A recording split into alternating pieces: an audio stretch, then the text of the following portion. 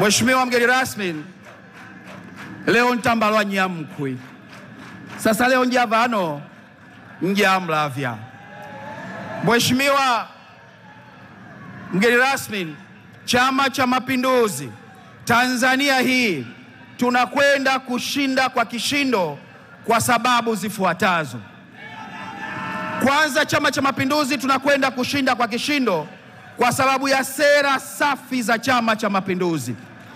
Chama cha Mapinduzi sera zake ni amani na utulivu na maendeleo.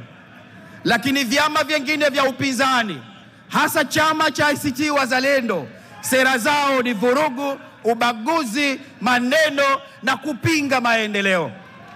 Mheshimiwa, Chama cha Mapinduzi kinakwenda kushinda kwa kishindo kwa sababu sera zake zimeshajipambanua na wananchi wa Tanzania wameshafahamu nini Chama cha Mapinduzi kimewafanyia na nini Chama cha Mapinduzi kinakwenda kuwafanyia kupitia mikutano hii na utekelezaji mkubwa.